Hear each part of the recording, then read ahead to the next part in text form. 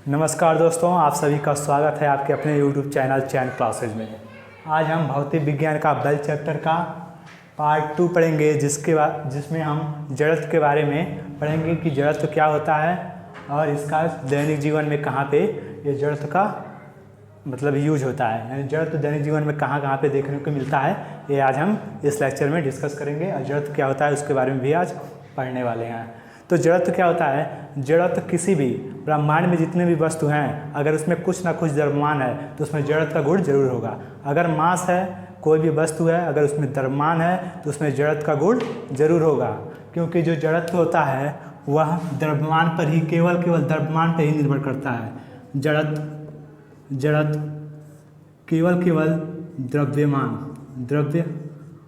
पर निर्भर करता है। इसका मतलब ये है, जड़त्व किस पे निर्भर करेगा? द्रव्यमान पे। द्रव्यमान जितना बढ़ेगा जड़त्व भी उतना क्या होगा? ज़्यादा होगा। जैसे जैसे द्रव्यमान बढ़ता जाएगा वैसे वैसे जड़त्व भी बढ़ता जाएगा। यानी कि अगर द्रव्यमान है, किसी वस्तु में द्रव्यमान है तो उसमें जड़त्व का गुण जरूर होगा। और जड़त्व क्या होता है अब यहाँ पे हम देखते हैं। जड़त्व, बात करते हैं जड़त्व की। जड़त्व वह गुण होता है, किसी भी वस्तु है अगर उसमें द्रव्यमान है तो उसका वह गुण होता है जिससे वह वस्तु अपने स्थिति के परिवर्तन का क्या करती है? विरोध करती है। अपना स्थिति परिवर्तन नहीं करना चाहेगी। अगर वस्तु रेस्ट में है तो रेस्ट में रहेगी, मोशन में है तो मोशन में रहना चाहेगी, अपनी स्थिति को परिवर्तन नहीं करना चाहेगी। ये जो गुण होता है वह क्या कहलाता है? जड़त्व कहलाता है। यानी अगर लिखना चाहें, जो जड़त्व होता है, जड़त्व का जो गुण होता है वह स्थिति परिवर्तन का विरोध करता है। परिवर्तन का क्या करता है? विरोध करता है। ये चीज़ ध्यान देना है, स्थिति परिवर्तन का क्या करता है? विरोध। जो जड़त्व होता है वह स्थिति परिवर्तन का विरोध करता है। इसका मतलब ये है, अगर वस्तु स्थिर है, कैसा है? स्थिर है, तो जड़त्व ये कहेगा कि तुम स्थिर ही रहो। वस्तु अगर स्थिर है तो जड़त्व कहता है कि तुम स्थिर ही रहो, और अगर गति में है तो जड़त्व कहता है कि तुम गति में रहो। यानी कि स्थिर से गति नहीं होने देगा, यानी स्थिर को गति होने से क्या करेगा? रोकेगा, विरोध करेगा। स्थिर को गति अवस्था में नहीं आने देगा, उसका विरोध करेगा। और जो गति अवस्था में है उसको स्थिर नहीं होने देगा, उसका विरोध करेगा। जो ये गुण होता है वही क्या कहलाता है? जड़त्व कहलाता है। तो जड़त्व क्या होता है? जड़त्व किसी भी वस्तु का जिसमें कोई द्रव्यमान हो उसका जड़त्व क्या होता है? किसी वस्तु का स्थिति परिवर्तन का विरोध करता है। अर्थात यदि वस्तु गति अवस्था में है तो उसको क्या करेगा? गति अवस्था में बनाए रखेगा। यदि वस्तु स्थिर अवस्था में है तो उसको स्थिर अवस्था में बनाए रखेगा। जड़त्व यही काम करता है। तो जड़त्व का दैनिक जीवन में कहाँ कहाँ पे हमको देखने को मिलता है जड़त्व, उसको हम एक बार देख लेते हैं। ये जड़त्व समझ में आ गया क्या होता है? सिंपल सी बात है, स्थिति परिवर्तन का विरोध जो करता है वही जड़त्व है। ठीक है, तो कहाँ कहाँ पे हमको देखने को मिलता है? पहला एक एग्जाम्पल लेते हैं जड़त्व को समझने के लिए। अगर हम एक ऐसा ग्लास लें, क्या ले रहे हैं? ग्लास ले रहे हैं। ग्लास के ऊपर एक गट्टा रख दें इस तरह। ग्लास के ऊपर ऐसे हम क्या किए? गट्टा रख दिए। यहाँ पे हम ग्लास लिए, यह है ग्लास, और इसके ऊपर रख दिया गया है ये गत्ता। और गत्ते के ऊपर कुछ कॉइन रख दिया गया है। क्या रख दिया गया है? कॉइन, यानी कि सिक्का। गत्ते के ऊपर क्या है? सिक्का है। बहुत ही फेमस एग्जाम्पल है जड़त्व का। तो क्या करते हैं? एक गिलास लेते हैं, गिलास के ऊपर एक गत्ता रखते हैं, फिर गत्ते के ऊपर क्या रख देते हैं? एक सिक्का रख देते हैं, 2-3 सिक्का रख देते हैं। फिर हम क्या करते हैं? जब ये गत्ते को तेज़ी से खींचते हैं, यानी इसको गति देते हैं। क्या करते हैं? गति प्रदान कर देते हैं। इस गत्ते को तेज़ी से खींचा जाता है आगे, तो क्या होता है? गत्ता किस में आ जाता है? गति अवस्था में आ जाता है। और जो इसके ऊपर जो सिक्का है, गत्ते के ऊपर जो सिक्का रखा हुआ है वह क्या रहता है? वह स्थिर अवस्था में ही अपने आप को रखना चाहता है। क्यों? क्योंकि ये जड़त्व का नियम है। सिक्का जो है वो अपने आप को स्थिर रखेगा, क्योंकि ये जड़त्व कहता है कि अगर कोई वस्तु स्थिर है तो क्या रहेगी, स्थिर रहेगी। तो सिक्का यहाँ पे क्या है, सिक्का यहाँ पे स्थिर रखा गया है। गत्ते को मोशन कर दिया गया है, गति को उत्पन्न कर दिया गया है, गत्ते को तेजी से खींचा गया है, तो गत्ता तो गति में आ गया, गत्ता यहाँ पे गति में आ गया, लेकिन सिक्का गति में नहीं आएगा। क्यों? क्योंकि ये स्थिर अवस्था में है, तो ये अपने आप को स्थिर अवस्था में बनाए रखेगा। तो ऐसा होगा कि गत्ता जो है वह आगे निकल जाएगा, इस तरह गत्ता हमारा आगे निकल जाएगा, लेकिन जो सिक्का है वह ग्लास में नीचे क्या हो जाएगा, गिर जाएगा। सिक्का यहाँ पे गिर जाएगा ग्लास में सिक्का, और ये गत्ता कहाँ चला जाएगा, आगे निकल जाएगा। तो क्या समझे, ये क्या समझे कि अगर गत्ते को खींचा जाए तो जो स्थिर वस्तु है, गत्ता को तो हम फोर्स लगा के मोशन कर रहे हैं, गति करा रहे हैं, लेकिन जो गत्ते के ऊपर रखा गया वस्तु है यानी सिक्का है वह मोशन नहीं करेगा, क्योंकि जड़त्व तो क्या कहता है, स्थिर वस्तु स्थिर ही रहेगी। तो यहाँ पे ये स्थिर ही रहना चाहेगी, भले ही गत्ते को मोशन कर दिया जाए, गति उत्पन्न कर दिया जाए, लेकिन ये जो सिक्का है वो अपने आप को स्थिर ही बनाए रखेगी। तो गत्ता आगे निकल जाएगा, लेकिन सिक्का यहीं पे रुक जाएगी, फिर यहाँ से ये क्या हो जाएगी, गिलास में गिर जाएगी। तो ये जड़त्व का एक बहुत बढ़िया एग्जाम्पल है, जिसको हम जड़त्व को बहुत आसानी से, बहुत अच्छी तरह से इससे समझ सकते हैं। तो यहाँ से हम जड़त्व के बारे में बहुत बढ़िया से समझ चुके हैं। कुछ और एग्जाम्पल लेते हैं ताकि और क्लियर हो जाए। और देखते हैं एक एग्जाम्पल। बस में आप लोग देखे होंगे, बस देखते हैं, मान लें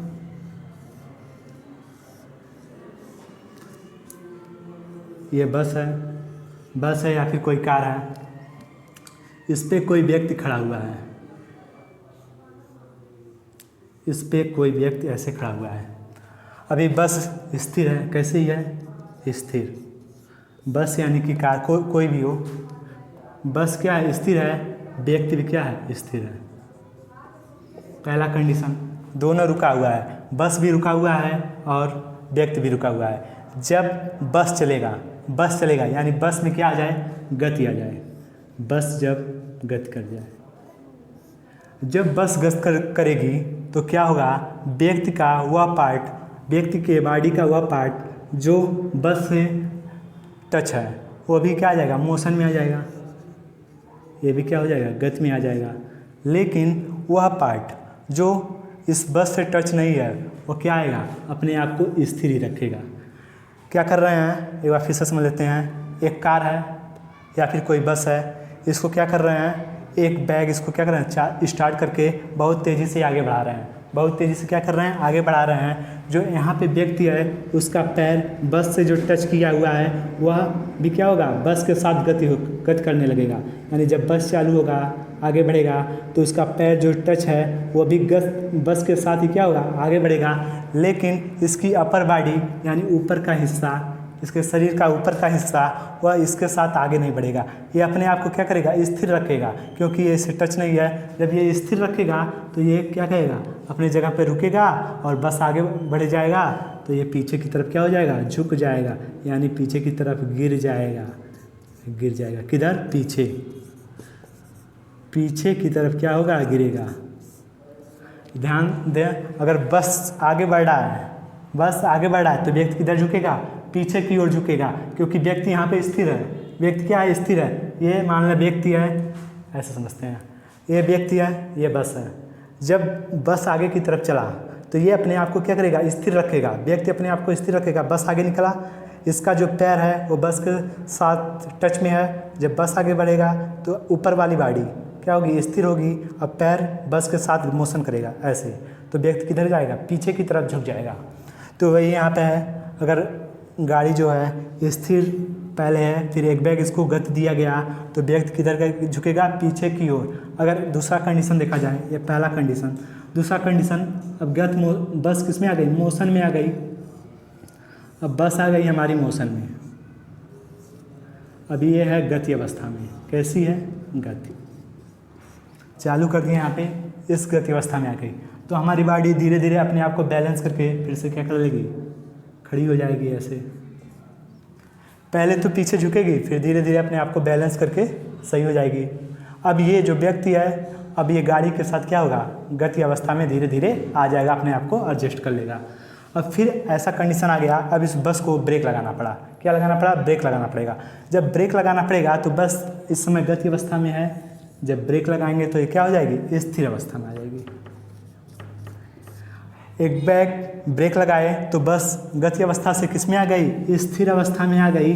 तो इस कंडीशन में क्या होगा, जो व्यक्ति है पहले क्या था, स्थिर था, फिर अपने आप को एडजस्ट किया, बस के साथ गति अवस्था में आया, फिर क्या किया, जब बस में ब्रेक लगा तो ये अभी तो गति में है, कैसे में है, गति में है, बस के साथ गति में है। जब ब्रेक लगा तो ये इसका जो पैर है वह क्या हो जाएगा, बस के साथ ही स्थिर हो जाएगा, लेकिन जो टच वाला पार्ट है वो क्या होगा, स्थिर हो जाएगा। लेकिन अपर बॉडी आगे की तरफ क्या करेगी, गति करेगी, क्योंकि इसको मालूम नहीं है कि हमको बस के साथ जाना है। पैर तो बस से टच है, ये जब बस रुकेगी तो पैर भी रुक जाएगा, लेकिन अपर बॉडी क्या होगी, आगे की तरफ हो जाएगी, यानी आगे की तरफ बढ़ेगी और आगे की तरफ क्या होगा, व्यक्ति झुक जाएगा। यहाँ पे कहाँ झुकेगा, आगे की ओर गिरेगा, आगे की ओर गिर जाएगा। अगर अपने आप को बैलेंस नहीं कर पाया तो आगे की ओर क्या हो जाएगा, गिर जाएगा। यह सब किसके कारण होता है, यह सब जड़त्व के कारण होता है, जड़त्व के कारण ये सब होता है। क्या समझे, जब कोई वस्तु स्थिर अवस्था से गति अवस्था में आती है तो व्यक्ति कहाँ झुकता है, पीछे की ओर, जिधर गति कर रहा है बस उसके विपरीत यानी पीछे की ओर झुकेगा। यदि बस स्थिर अवस्था में आती है, गति अवस्था से स्थिर अवस्था में आती है तो गति की दिशा की ओर क्या होगा, झुक जाएगा। उसकी बॉडी बस के साथ मोशन में होगी, बस रुका लेकिन बॉडी मोशन में ही अपने आप को बनाए रखेगी और वह अपने आगे की तरफ क्या होगा, झुक जाएगा। यहाँ से हम जड़त्व को एक एग्जाम्पल से और समझ लिए। इसके बाद अगर एक एग्जाम्पल और देखा जाए, एक एग्जाम्पल और देखा जाए इसका, पेड़ से जब पत्ती या फल गिरा है, पेड़ से पत्ती और फल का गिरना, मानना समझना, ये हमारा पेड़ की कोई शाखा है, ठीक, ये शाखा है, यहाँ पे पत्ती लगे हैं और यहाँ पे फल लगा हुआ है।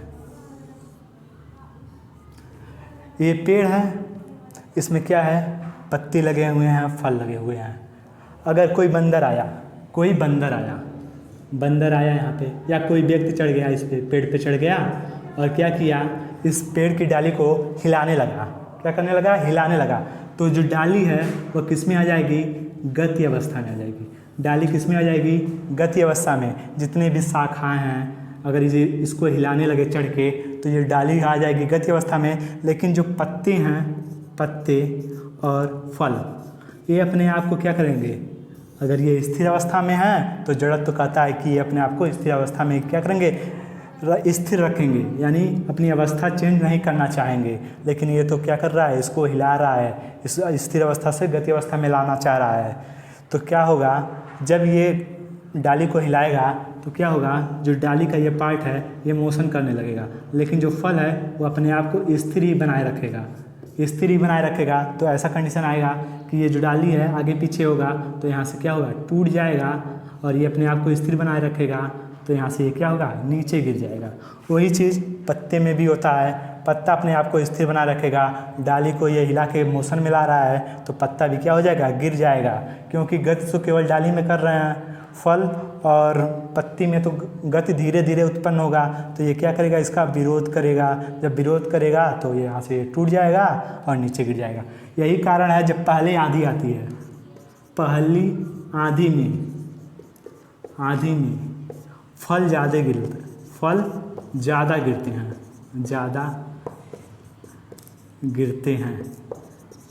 पहली आंधी में क्या होता है, फल ज़्यादा गिरते हैं। ऐसा क्यों होता है, क्योंकि जब पहली बार आंधी आता है तो क्या होता है, जो फल और पत्तियां होती हैं वो अपने को आपको स्थिर बनाए रखती हैं, फिर धीरे धीरे वो अपने आप को क्या कर लेती हैं, मेंटेन कर लेती हैं। अगर धीरे धीरे मान लें आंधी आया फिर कुछ समय के बाद आंधी के साथ ये फल भी अपने आप को मेंटेन कर लेता है, ये भी किस में आ जाता है, गति अवस्था में आता है।